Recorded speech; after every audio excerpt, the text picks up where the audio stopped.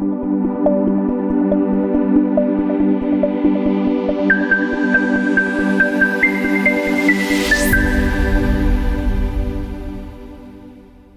parasha de Shelach Lecha, en la parasha de Shelach Lecha, y aparece en el Sefer Bemidbar que estamos leyendo ahora en el capítulo 13. En el capítulo 13 de Bemidbar, allí aparece la parasha de Shelach Lecha, ¿no? La que vamos a estudiar ahora. Akshav, la historia de lo que aparece en la parashá es algo conocido, es algo que normalmente hemos escuchado hablar sobre los exploradores, o sea, los espías que fueron a vigilar y a observar la tierra de Israel por orden de Moshe. Ahora bien, el tema en sí de los exploradores que van a visitar la tierra de Israel es un tema que puede ser visto primero desde dos perspectivas. ¿Bien? Hay una perspectiva material espiritual juntas, ¿bien? Y hay una perspectiva más de fe. ¿Bien? A nivel espiritual material, o sea, de una perspectiva un poquito más simple, nosotros sabemos que la Torá nos enseña que no somos malanes, o sea, que no nos apoyamos en milagros. Y cada vez que es necesario realizar alguna actividad para poder avanzar, y esta actividad requiere un proceso, un procedimiento material, técnico, la Torá dice que hay que hacerlo. Como por ejemplo el caso del arca de Noah, que él estuvo 120 años construyéndola, y Hashem decidió salvar a la humanidad a través de un acto así, de construir un arca, poner en esta arca personas y salvarlas, con todo lo que obviamente eso significa desde el punto de vista de lo sobrenatural. Sin embargo, Noah construye un arca durante 120 años, cuando realmente Hashem, que todo lo puede, porque es todopoderoso, podría habernos salvado de cualquier otra forma, ¿no? En cualquier otra situación, pero prefirió esto. ¿Para qué? Para que el ser humano participara activamente en el proceso de salvación, o sea, para que el ser humano estuviese activo y participara en este proceso. Entonces vemos de allí que la Torá siempre pide hacer algo y no dejarlo todo en manos de Hashem. Sabemos que todo está en manos de Hashem, pero el ser humano debe ser activo en el proceso de su propia vida. O sea, las cosas que él está haciendo, sabemos que son mina shamayim, pero se necesita que los seres humanos también activemos cosas y que actuemos. Desde esta perspectiva, enviar espías a la tierra de Israel para poder observar y para poder conocer los lugares por los que se puede ingresar, para poder conquistarla, ver las fuerzas militares o materiales o de todo tipo que tienen los habitantes de la tierra de Israel para prepararse a una guerra en contra de ellos, es algo que está bien, o sea, es parte de la forma en que la Torá piensa en muchos otros aspectos también. Entonces, en eso no hay una dificultad. Eso no es algo que podamos entender como algo negativo. ¿Bien? Sin embargo, en la misma Torá nos enseña cuando dice Shelach Lecha, y Rashi acá inmediatamente lo estudia cuando habla de Shelach Lecha, envía para ti. El Rashi dice le da'atcha, por tu opinión. Ani eni metzavé lecha, que yo no te mando, le dice Hashem a Moshe, im tirse Shelach, si tú quieres, envía. ולפי שבאו ישראל ואמרו נשלחה אנשים לפנינו, y como se juntaron y dijeron vamos a mandar personas delante nuestro, entonces hágalo, manden, vayan. Ani amarti lahem shehi tova, que Hashem les dijo a Israel que la tierra de Israel es una buena tierra. Venemar elet gen meonim mitzrayim, yo los saqué a una buena tierra y ellos de todas maneras lo han puesto como si fuese en duda y ahora quieren ir a explorar a ver si es así o no. Entonces, está la otra forma de ver el tema de que fue una falta de emuná, o sea, una falta en la fe de querer ir a averiguar cómo es la tierra que Hashem ya dijo de ella que era buena. Entonces, tenemos acá dos formas de observar el tema. Por un lado, el tratar de hacer el esfuerzo humano necesario es algo positivo, y lo vemos en muchos lugares. Vamos a verlo también en todas las luchas que Yoshua va a hacer dentro de la tierra de Israel.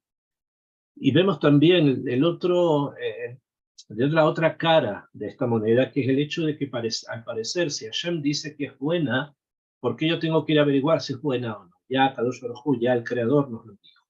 Entonces están estas dos perspectivas para poder entender el tema. Ahora bien, estas dos formas de ver el tema obviamente son como contradictorias, son como que por un lado te dicen, bueno, anda y averigua, porque esa es la forma en que la Torá actúa, y por otro lado te dicen, eso que estás haciendo de ir a averiguar es una falta de fe, porque Hashem ya dijo que era bueno. Entonces, ¿qué vas a ver? Vas a saber tú si es bueno o no, ya Hashem lo dijo. Y si lo vemos, son dos perspectivas, al parecer, contradictorias, que una está en contra de la otra, que uno se presenta como algo distinto o incluso contradictorio al otro. Lo que lo que nos proporciona, entre comillas, una situación de confusión para poder estudiar la parashá como corresponde.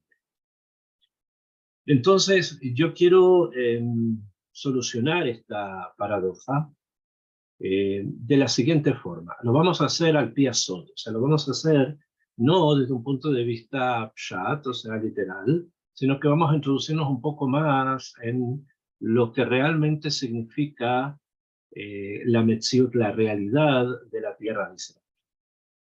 Y por qué en Moshe esto era algo que desde su perspectiva era muy importante. Si nosotros analizamos el Rashi, que el Rashi tiende a explicar que el pecado fue la falta de emuná. Si nosotros vemos el Rashi, este Rashi lo podemos dividir en dos partes. O sea, podemos tomar lo que Rashi dijo y dividirlo como en dos temas, como que estuviera hablando dos cosas distintas. Al principio dice, Shelach lecha, molesta la palabra lecha, envía para ti.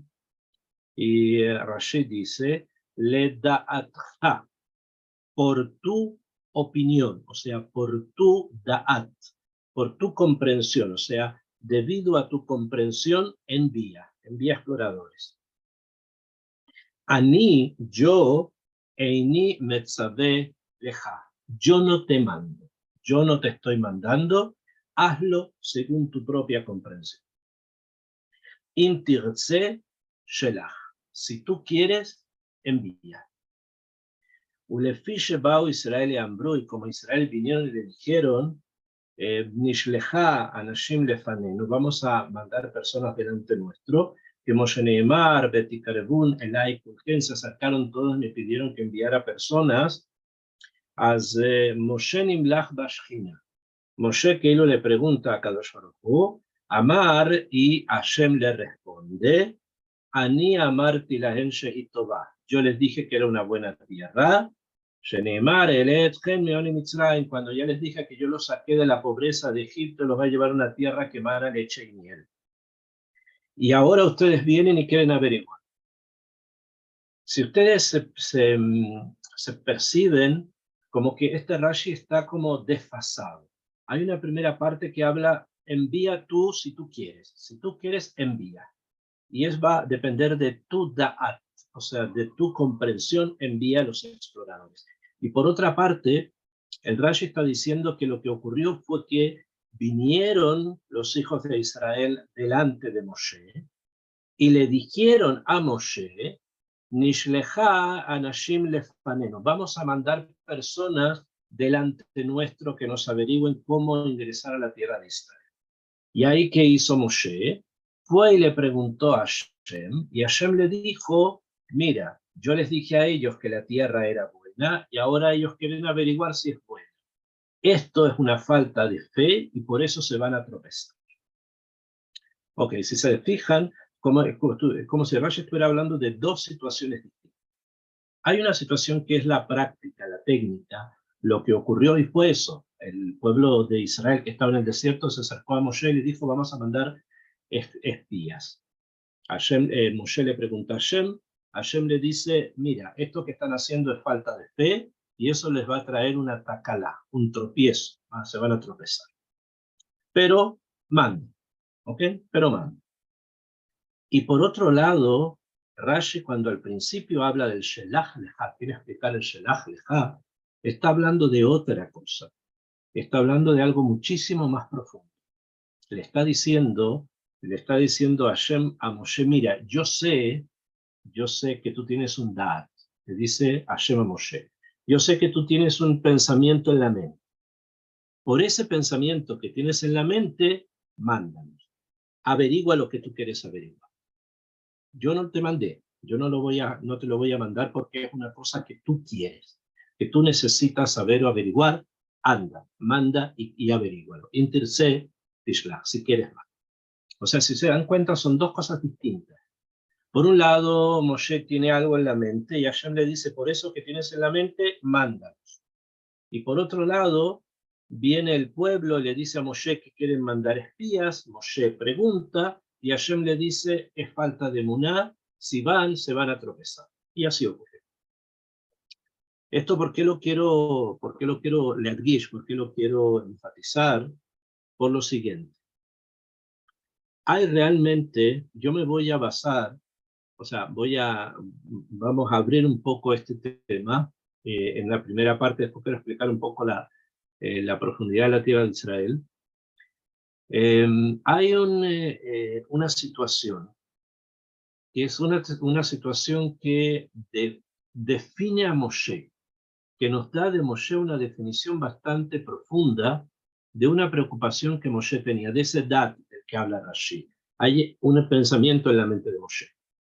Y ese pensamiento está relacionado precisamente con la tierra de Israel, que enseguida también quiero que estudiemos por qué. Y es lo siguiente.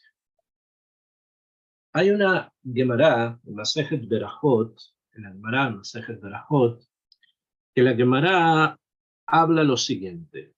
Dice que Moshe Rabenu le preguntó a Kadosh Baruj Hu, en la Gemara, el Talmud, Masejet Berajot, Talmud Babli, Talmud de Babilonia, Moshe le pregunta a Hashem, le dice, Ar'enina et darkeja.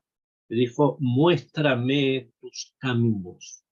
O sea, le dice Moshe a Hashem, mira, hay algo que pasa en el mundo que yo no entiendo.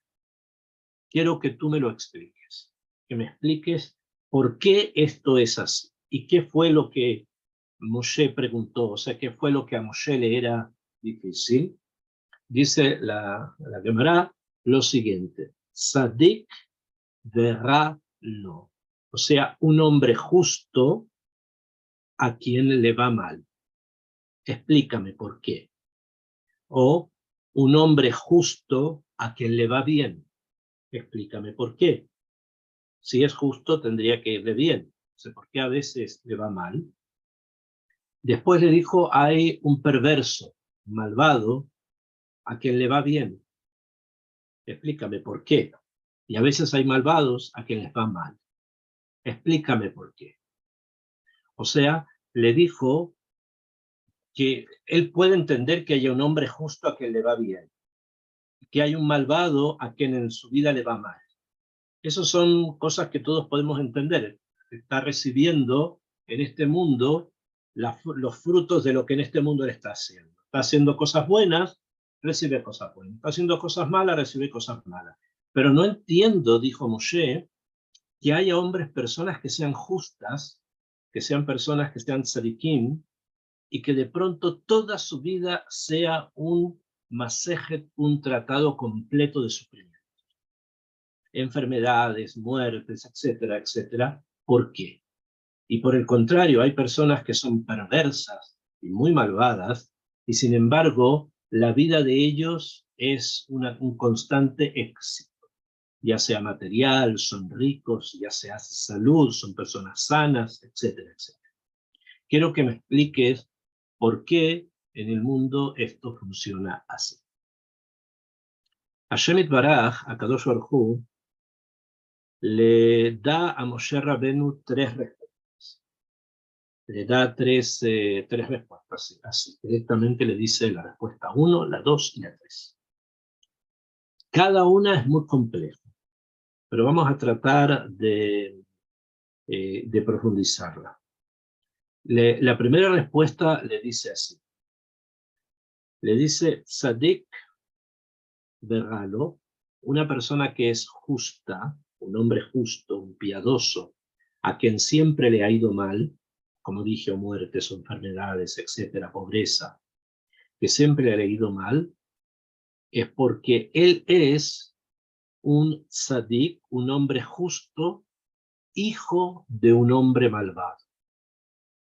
O sea, que las personas que son justas y que son hijos de personas malvadas, de personas malas, estas personas justas van a recibir un castigo por lo que hizo su padre. O sea, van a ser castigados en este mundo por las malas acciones de su padre. Esa es la primera respuesta. En cambio, una persona que es malvada y que le va bien en este mundo es porque es hijo de una persona justa. Y una persona justa, el padre, tiene recompensa. Y esa recompensa la va a recibir el hijo a pesar que sea un malvado. Esa es la primera respuesta que Hashem le da a Moshe. Muy difícil, complicadísima, pero quiero que la entendamos. Esta fue la primera respuesta. Que si una persona que es justo y le va mal, es que probablemente sea hijo de un hombre malvado. Y por lo tanto, en la vida del hijo van a ocurrir cosas que de alguna forma son una capará, una expiación por los pecados del padre. En cambio, una persona malvada que le va bien es porque el padre era un hombre justo y en la vida del hijo va a recibir recompensa por las cosas buenas que el padre hizo, aunque el hijo sea un malvado. En cambio, por ejemplo, una persona justa que le va bien es porque es un justo hijo de un hombre justo. O una persona malvada que le va mal es porque es un malvado hijo de otro malvado. Cuando me refiero a hijo, puede ser que no sea necesariamente de primera generación, o sea, nieto, bisnieto, no me llame.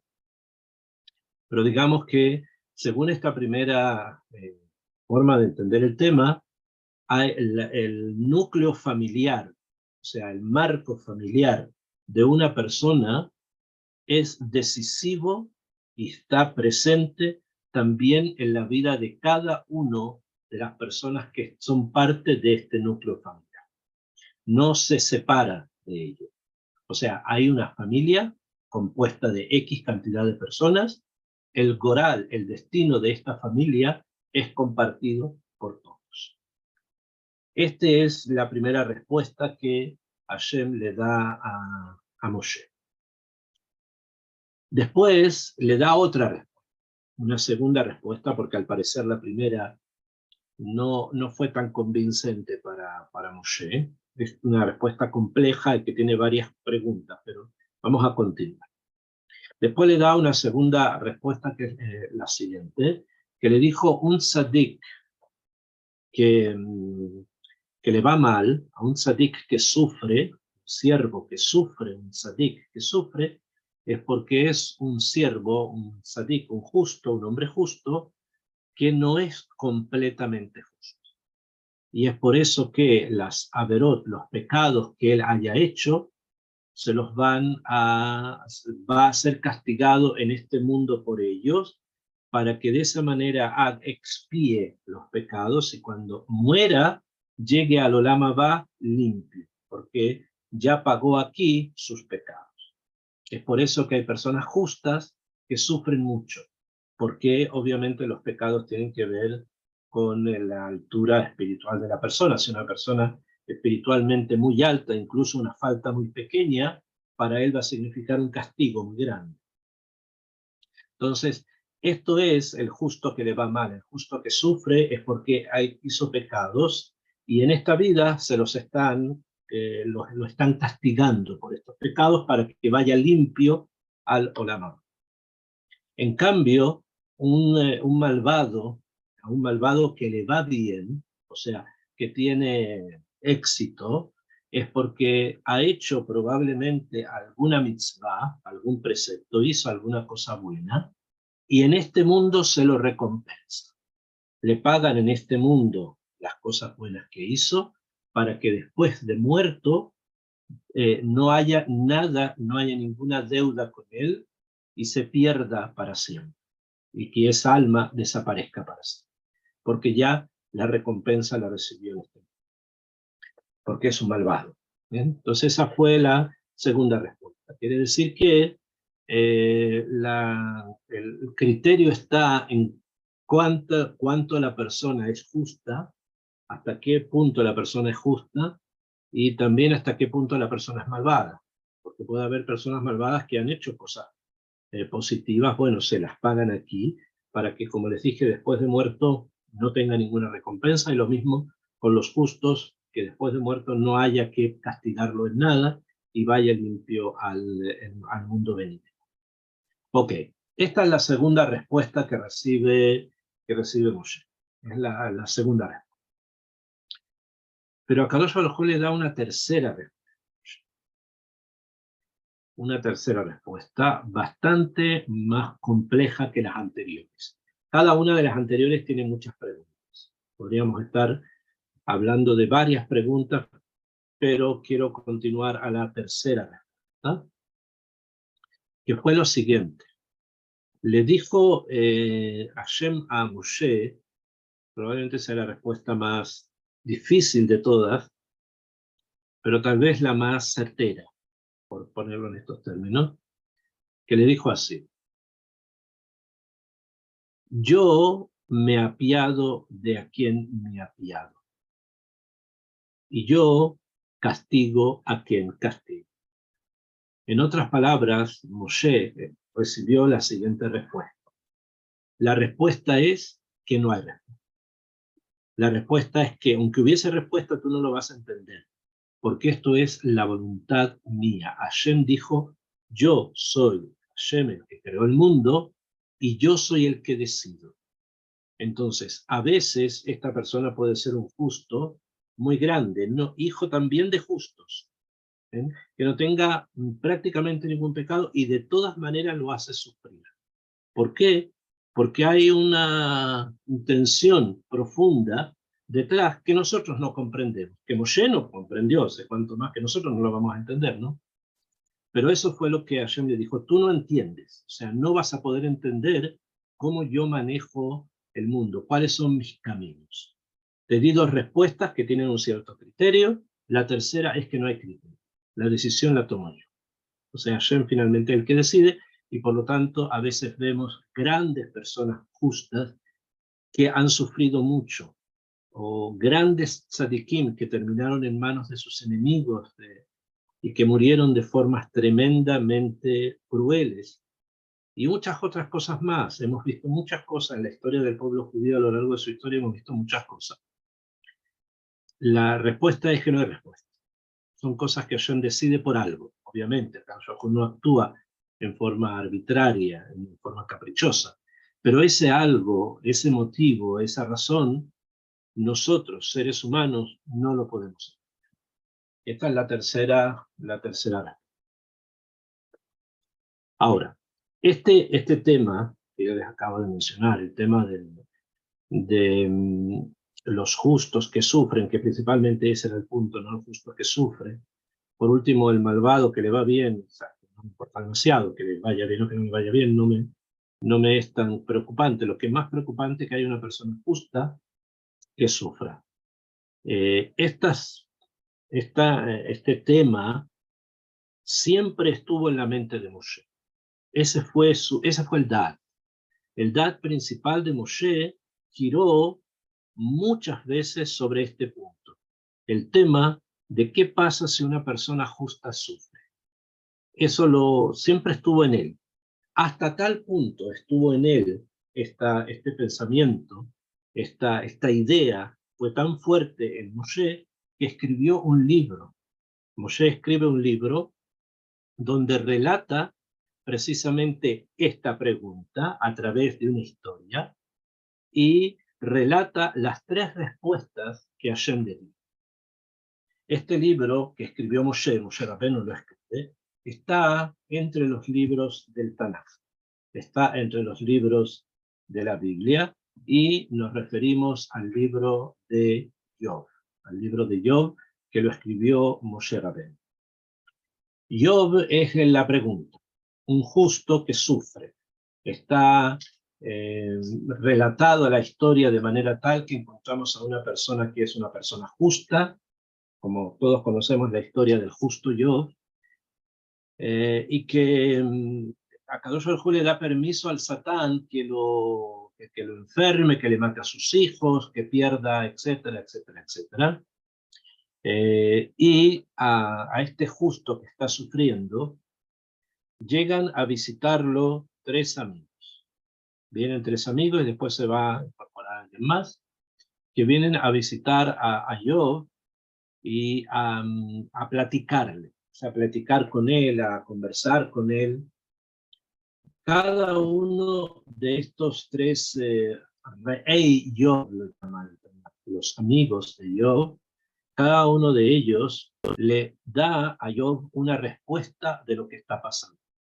Cada uno le explica qué es lo que está pasando con él, qué es lo que ocurre con Job, qué es lo que le está pasando a esta persona. Job se lo explican desde 3 puntos de vista. Hay un amigo que le dice que los sufrimientos vienen por la familia, o sea, por el padre, que es la primera respuesta que le dio a Moshe. Hay otro que le dice que el problema es que Job, no era un justo completo, entonces lo están castigando en este mundo por los pocos pecados que tuvo. Y un tercer amigo le dice que finalmente él no puede preguntar esa pregunta porque no sabemos cómo manejar a Kadosh Baruj Hu. Esto quiere decir entonces que esta Gemara, el Masejet Berajot de la que les hablé, fue el comienzo de la estructura total del libro de Job que va a escribir después Moshe. Entonces, desde este punto de vista, para Moshe, Job era un arquetipo, un ejemplo vivo de algo que él, Moshe, tenía como pregunta. El que haya un justo que sufra. Entonces, debido a esto precisamente, debido al tema del justo que sufre, es que Moshe, toda su vida, necesitó encontrar algún tipo de respuesta a esto, encontrar algún tipo de pensamiento que lo tranquilice en todo esto que estamos hablando. Y es por eso que escribe ese libro, escribió el libro de Job. Sin embargo, él también entiende, Moshe entiende, que la existencia de alguien así, la existencia de un justo que sufre, es una realidad que puede traer protección a quienes están junto con él, junto con el justo que sufre. Además de las respuestas de los amigos de Job, cada uno de las respuestas que Hashem le da, tiene también Moshe el pensamiento profundo que el justo que sufre y logra mantener su justicia, mantener su religiosidad a pesar de todas las cosas adversas, es o trae sobre las personas que lo rodean una protección especial. Ahora, entre paréntesis, esto no es solamente con Job. Esto, cualquier persona que sepa recibir sobre sí sufrimientos y no achacarlos o no hablar mal, lo alejo, en contra del creador del mundo, a pesar de lo que está pasando, esto trae protección a él y a quienes están junto con él. Entonces, este pensamiento en Moshe, los dos que ya les dije, el del tzadik, del justo que sufre, y el hecho de que este justo que sufre trae protección, estaban en la mente de Moshe.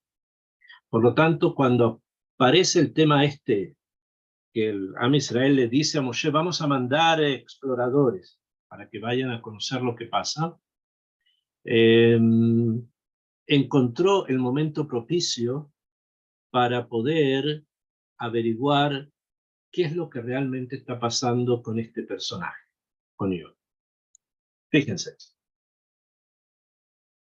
Moshe manda a los exploradores y dice en el capítulo 13, en el versículo 17, que 17 en el 18 comienza, Moshe les da varias preguntas. Les dice a los exploradores que averigüen lo siguiente. Número 1.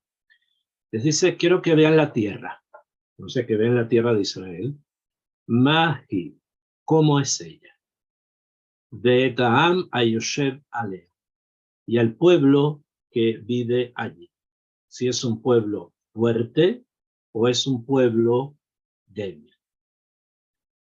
Si es un pueblo multitudinario, mucha gente, o si es un pueblo muy pequeño. O sea, le dice, la tierra, quiero saber si son fuertes o débiles, si son muchos o pocos. Porque eso es lo que les dice. Los sabios han estudiado que cómo se sabe si un pueblo es fuerte o un pueblo es débil. Si es un pueblo fuerte, explican los sabios, viven en ciudades que no tienen murallas. ¿Por qué? Porque como son fuertes, no le tienen miedo a nadie. En cambio, si es un pueblo débil, viven en ciudades amuralladas, porque temen a los enemigos o se quieren protegerse. Esa es la definición de pueblo fuerte y pueblo débil. Lamentablemente, entre paréntesis, lamentablemente también, esto obviamente es un principio. Hoy día nosotros no vivimos en ciudades amuralladas, no tenemos murallas en nuestras ciudades, no fuera de Israel y no en Israel. Sin embargo, en muchos lugares existe una idea de una protección exagerada muchas veces a los habitantes de ciertas ciudades. ¿No? Y hay mucha policía, la policía son como las murallas, ¿no? El que es débil necesita la policía, el que no es débil no necesita policía. Entonces el hecho de que hoy día funcione así, eso quiere decir que somos muy débiles. ¿Okay?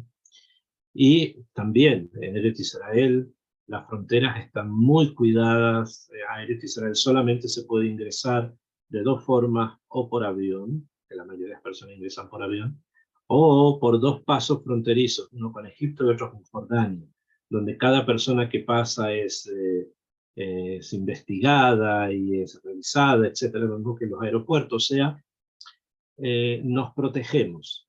Eso quiere decir que sabemos que somos débiles, porque si fuésemos fuertes, no necesitaríamos todo eso. Pero bueno, es así, es así. Entonces, este fue lo que le dijo Moshe a los exploradores. Averigüen qué pasa. Si son muchos y son pocos, ¿por qué? Porque hay lugares donde vive más gente, lugares donde vive menos gente, quiero saber eso. Ok, todo hasta acá es muy guioní, muy lógico. No tiene ningún punto fuera de lo lógico, es simplemente averiguar. Después les dijo,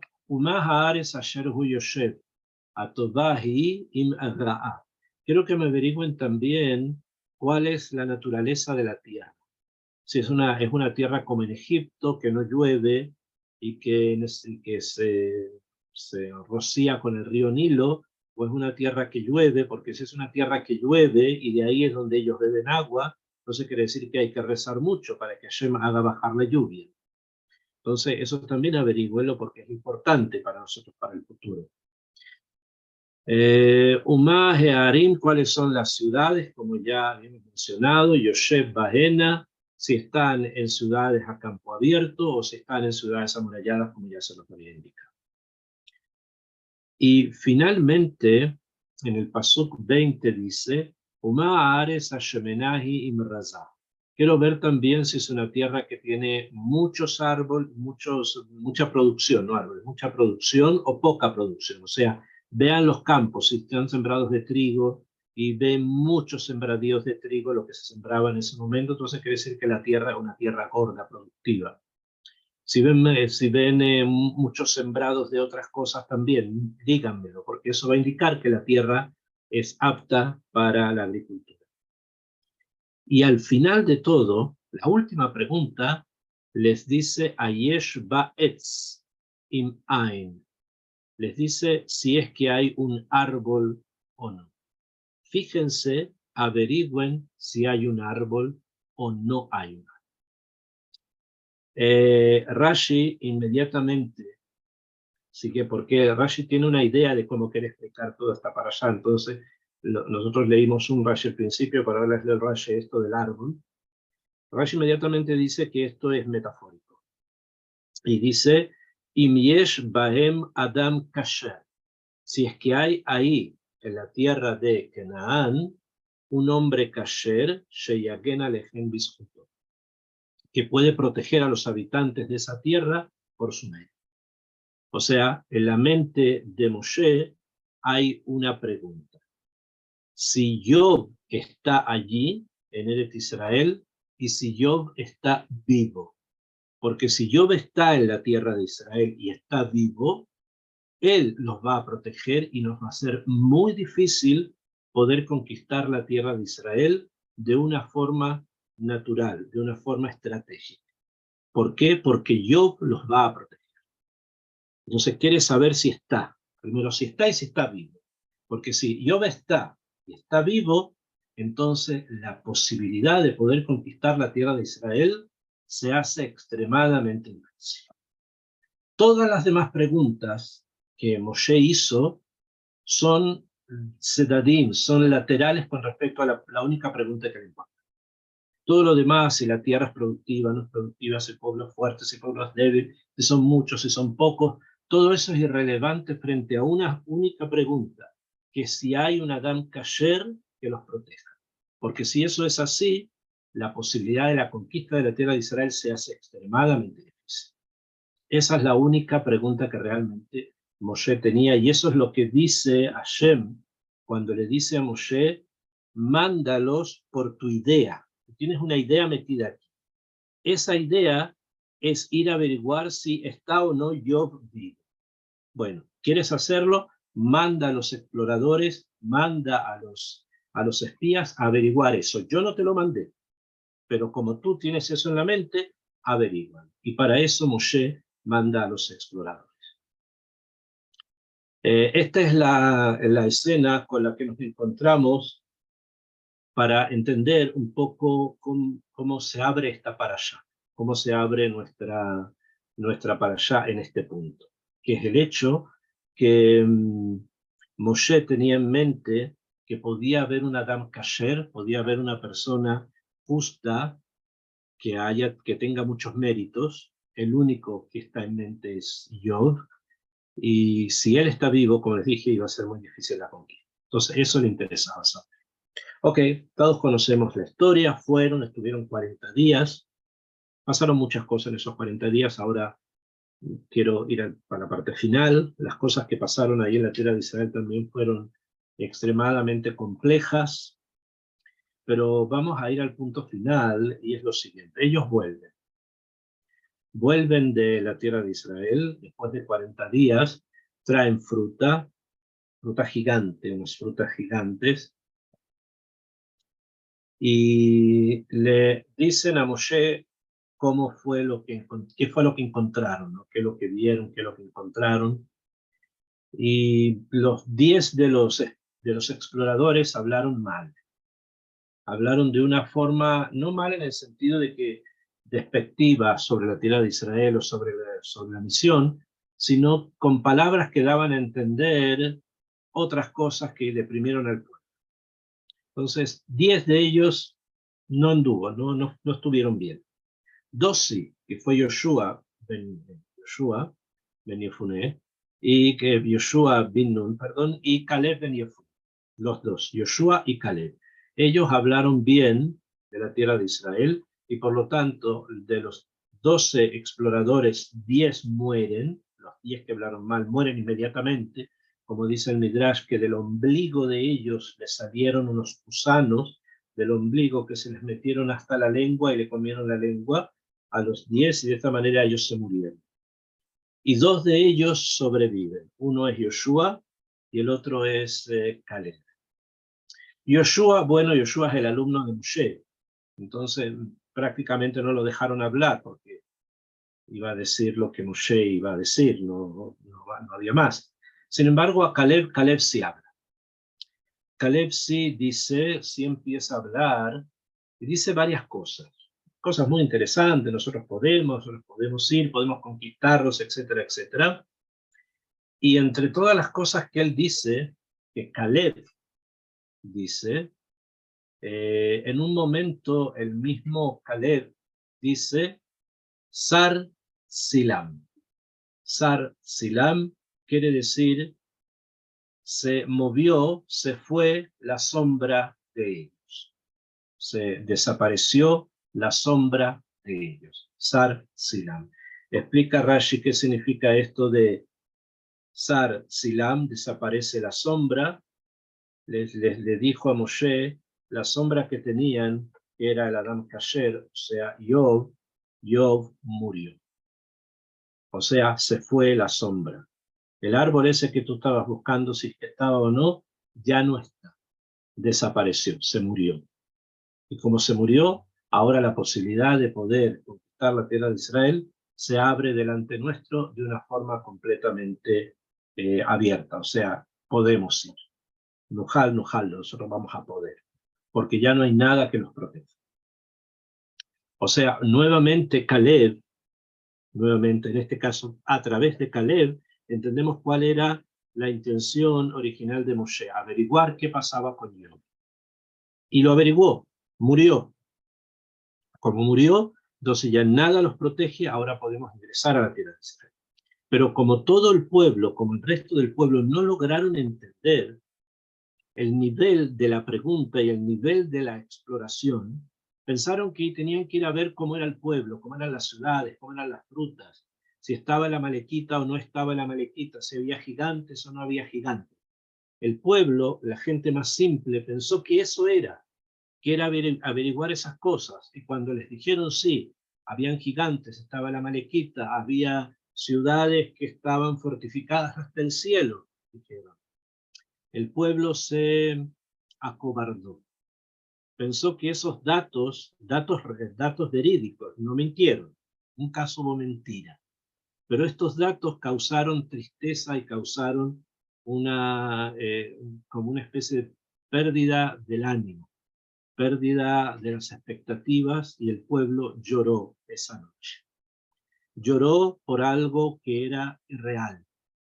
Lloró porque esos datos, aunque fuesen reales, no eran nada comparado con lo que realmente es la tierra de Israel, y el hecho de que lo único que los protegía no eran los amalequitas, no eran los gigantes, y no eran las ciudades que llegaban hasta el cielo. Lo único que protegía a los kenanitas era yo, nada más. Frente a todo lo demás, el pueblo de Israel pueden fácilmente destruirlos. Pero como Job estaba vivo, no hubieran podido. Como Job murió, ahora sí puede. Porque todo lo demás es pan comido, es algo fácil de vencer. Pero el pueblo simple, las personas simples, se quedaron escuchando al gigante, a las ciudades fortificadas, a los amalequitas, y no se dieron cuenta de qué era lo principal. Que la pregunta de Moshe iba a lo más importante, no a estas otras cosas. Esto es algo que necesito que lo aprendan muy bien, porque esto se va a presentar no solamente en una historia en el Tanaj, que estamos estudiando la parashá de esta semana de Shelach Lecha, sino que esto se va a presentar en muchas cosas. No es solamente aquí donde vamos a ver esto, sino que también lo vamos a ver en muchas otras circunstancias nuestras y de nuestra vida, donde lo más importante no lo vamos a escuchar.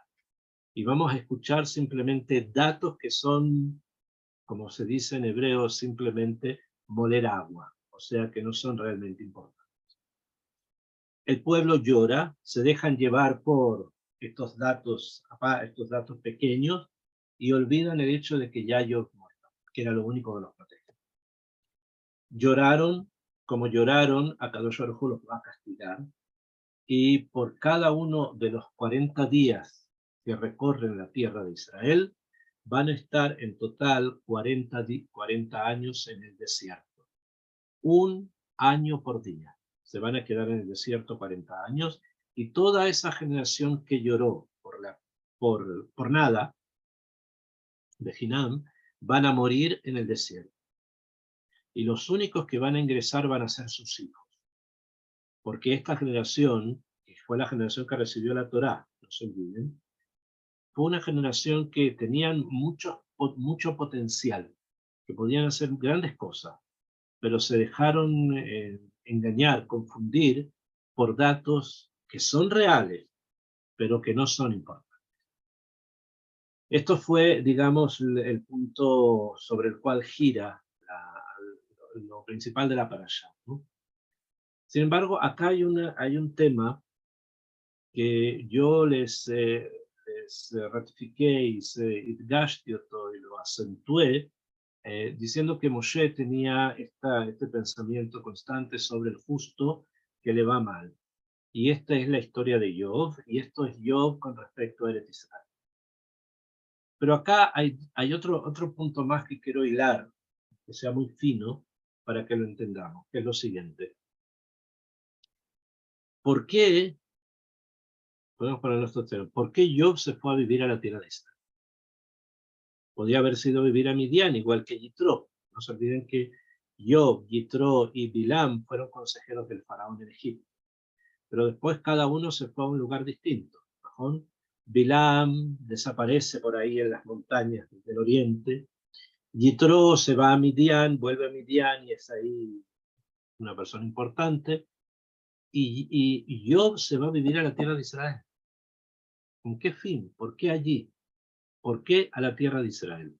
¿Qué él con la tierra de Israel? Si él no es de Am Israel, que él no es descendiente de la familia de Jacob, es una persona que viene de Uz, que queda por allá por Siria. Entonces, ¿qué va a hacer Job a la tierra de Israel? ¿Por qué le interesa estar ahí? Si además sabemos que la justicia que él tenía, la piedad que él tenía, podía causar protección en personas que no nos interesa que estén protegidas. Entonces, ¿por qué Dafka Job se va a la tierra de Israel? Y en esto hay que concentrarse en un punto en que significaría Bemet estudiar todo el libro de Job para llegarlo a entender en forma clara. Sin embargo, hay un punto en Job que me interesa que lo tengan presente, que es lo siguiente.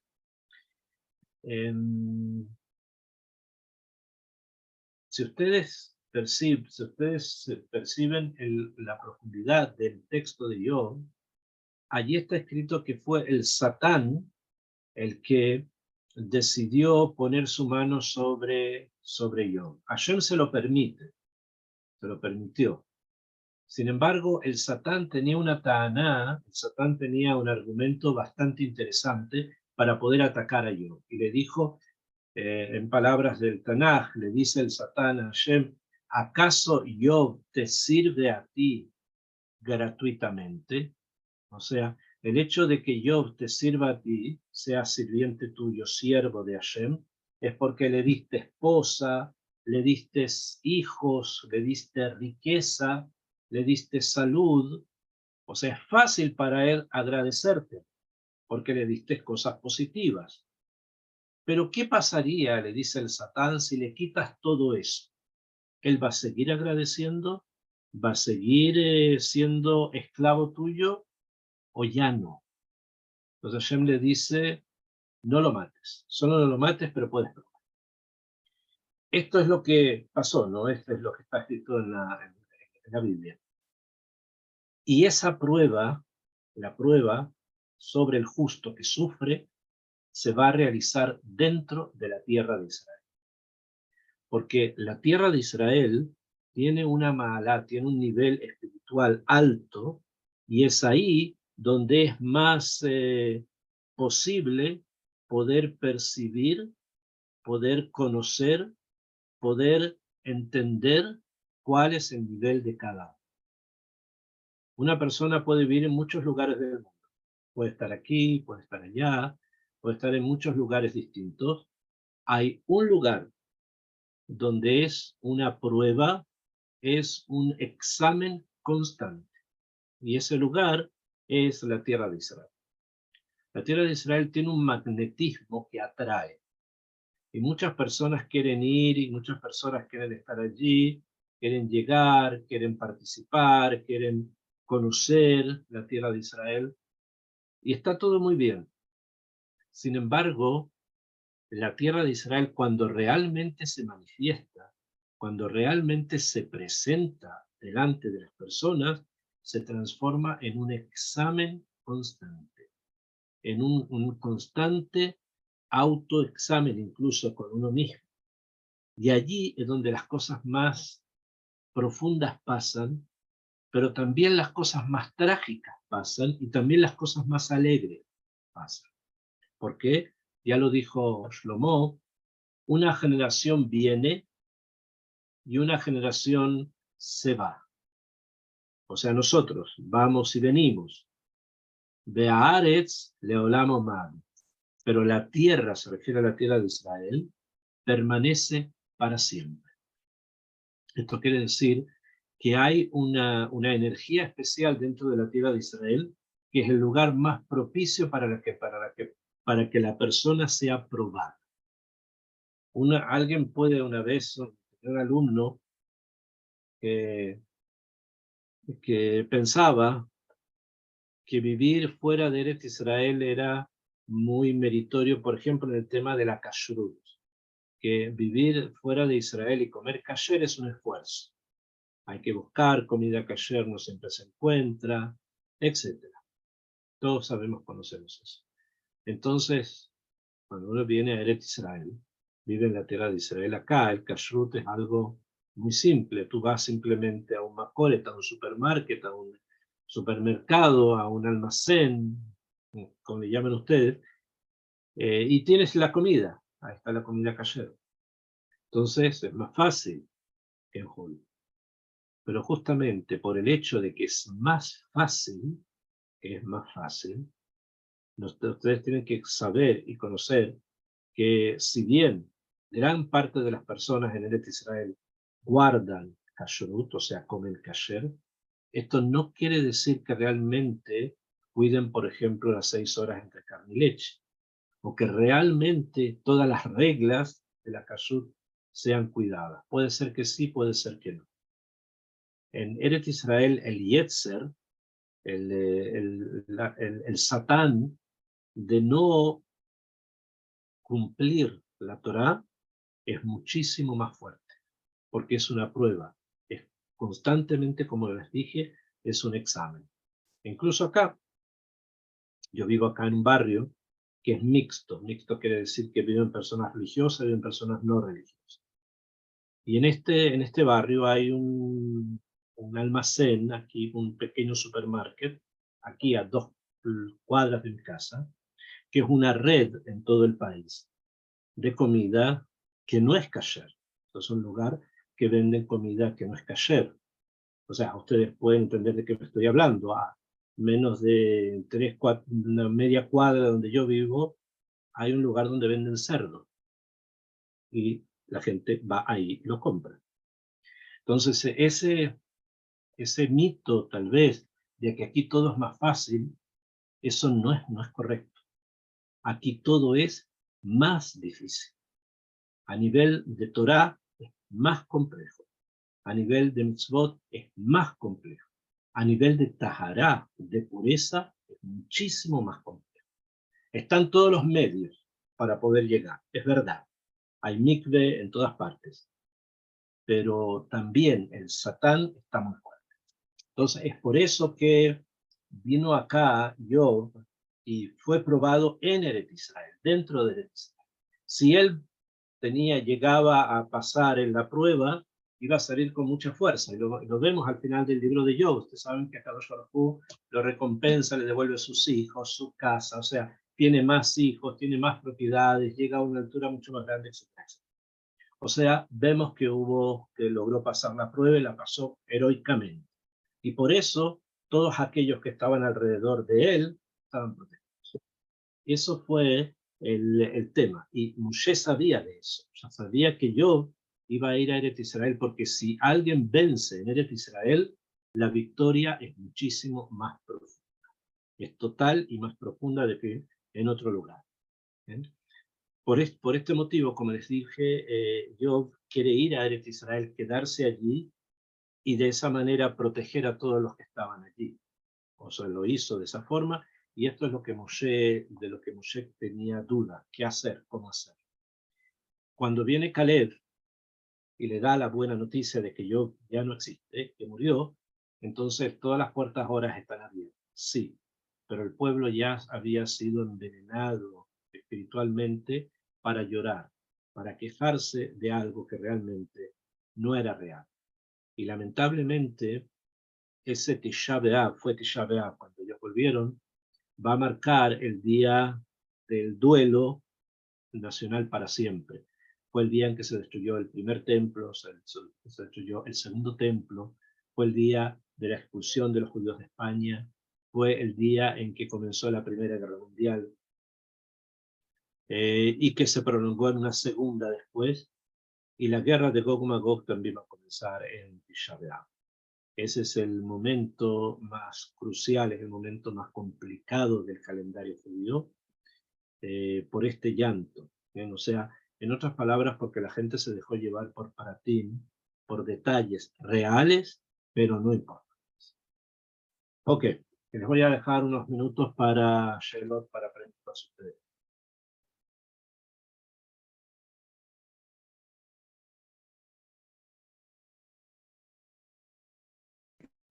Rabbi, una pregunta. Cuando te comentaba sobre que el justo que le va mal por consecuencia del padre, creo que en Ezequiel 18 algo dice que el hijo no cargará los pecados del padre. Para eso, porque me genera un poco de confusión. Sí, no, pero sí está escrito que los hijos no van a pagar los pecados de los padres. Sí, es correcto.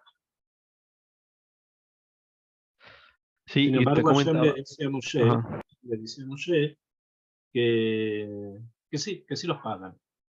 Tienes una shela, esa es una pregunta. Es verdad, en un lugar dice una manera, en otro lugar dice otra. Esa es la confusión que trae esa respuesta, que lleva a otra respuesta que también es confusa, y a la tercera que finalmente nos quiere enseñar que no entendemos lo que realmente pasa. Rabino, Rabino, disculpa, Rajel. O sea que ya queda como que es misterio de Hashem, decisión de Hashem, ¿cierto? De que la persona le vaya Sí, bien o mal simplemente y sí. que uno hace su esfuerzo, ¿no? O sea, podemos dar algunas explicaciones, pero cada una de ellas tiene más preguntas que respuestas. La última es la que finalmente mejor no preguntes. Acepta la voluntad de cada uno y no preguntes. Rabino, entonces el pasaje que habla, creo que es en Génesis, no me acuerdo, que dice que el Eterno castiga hasta la cuarta generación de los padres sobre los hijos. ¿Se refiere a eso? Ahí se refiere a cuando los hijos se comportan como los padres. O sea que es un malvado hijo de otro malvado. Sí, en ese caso, sí, obvio. Recibe por él y también por el padre. ¿Por qué? Porque el comportamiento malo de él es un ejemplo que él está tomando del padre. Entonces, como que si el padre también estuviese actuando mal, y él hace lo mismo que el padre, lo imita. Y por eso ahí también recibe por el padre. O sea que si un hijo, por más bien que haga, por más buen portado que sea, como sea de Torah en todos los aspectos, si su papá fue un malvado, este hijo igual tiene que cargar con esos pecados del papá. Sí, simplemente la vida no va a ser fácil. Por lo tanto, siempre es mejor crear familias, cuando se piensa comenzar, crear una familia donde por lo menos las cosas sean positivas y las conductas sean positivas, para no hacer heredar a los descendientes situaciones que les van a hacer sufrir. O sea que si yo acepto todo esto y no es que lo entienda, pero lo acepto y acepto que viene el creador. Sí, se me va a hacer más fácil poder soportar esas situaciones. sí, por supuesto, va a ser mucho más fácil y también va a traer protección. Rabino, y uno no puede hacer algo como para cambiar eso. O sea, si uno qué culpa tiene que el papá o la abuela haya sido así, sí. Uno quiere mejorar y pues uno intenta hacer las No, cosas uno tiene bien. que tratar de mejorar, tiene que seguir tratando de mejorar, lo que no significa que todo vaya a ser bonito. Puede ser que sí, puede ser que no, eso ya no lo sabemos. Pero tenemos que hacer nuestra parte, no podemos dejar una herencia simplemente negativa para el futuro. O sea, por lo menos si es que hubo algo negativo, que se corte aquí. Rap, una consulta con Sí, respecto a lo que decía mi compañera Naomi, que las consecuencias de una persona regresaban hasta la cuarta generación.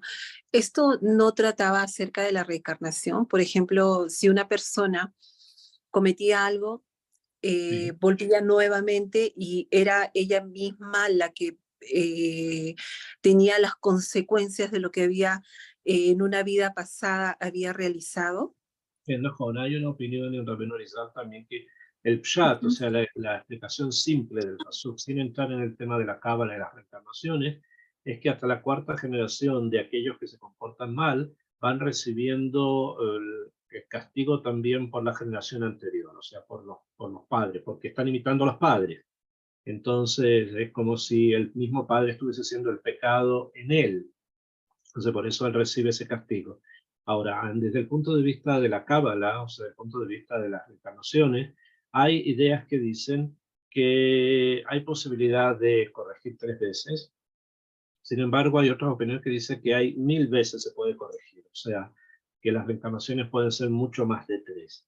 Entonces, se suele opinar que hasta 3, 4, lo que tú leíste, o sea, la primera generación y 3 más son las 4, es cuando las personas lo que tienen que corregir es poco. Entonces, hasta la cuarta generación se corrige eso poco que hay que corregir, y 1000 generaciones son cuando las correcciones son todavía muy grandes, muy profundas y se va a necesitar tiempo. Ah, ok, Rap. Rap, otra pregunta, por favor. ¿Sí? En esta parasha de esta semana hay una parte donde dice una generación que consume a sus habitantes. ¿Cuál es el... Una Ajá. tierra que consume sus habitantes. Ah, sí, cierto, Rap. Bien. ¿Nos podría explicar eso? Los exploradores quisieron decir de que cada vez el lugar donde ellos iban había entierros. Había gente que estaba siendo enterrada. Entonces, eso fue lo que dijeron. Ahora, Akadosh Baruj Hu hizo precisamente que murieran personas para que las personas de ahí estuvieran ocupados enterrando sus muertos y no fijándose si habían extraños dando vueltas. Aquello que Hashem les hizo para bien, ellos lo que hicieron lo comunicaron para mal. Ah, ya, ya. Gracias, Rap. Rabino, usted comentaba sobre una frase que decía, lo más importante no lo vamos a escuchar y sería como moler agua. ¿Usted no podría dar un consejo de cómo saber qué es lo que se debe escuchar? O sea, cómo no caer en ese error de no escuchar lo Depende de que es los realmente temas. importante. Obviamente depende de qué temas estemos hablando. Entonces ya simplemente en el caso de Eretz Israel, el tema principal ya te dije, era que yo estaba vivo o no. Todo lo demás es secundario. Entonces en cada tema se necesita preguntarlo en forma particular. O sea, en forma específica y particular, hablar de cuáles son las características, cuáles son las situaciones, qué es lo que se está escuchando, qué se debe escuchar y qué no, pero para eso se necesita hacer algo más particular, para cada uno en particular. Gracias. Entonces, Ceder, no sé si ustedes tienen otra clase ahora, pero bueno, vamos a quedar por ahí entonces hasta acá. Besrat Hashem, nos veríamos la próxima semana. Toda Rap, Bien. gracias. Gracias, Ok, Rap, Shabbat por sus Shalom. enseñanzas. Excelente. Ok. Toda Rabá. Gracias, Rap.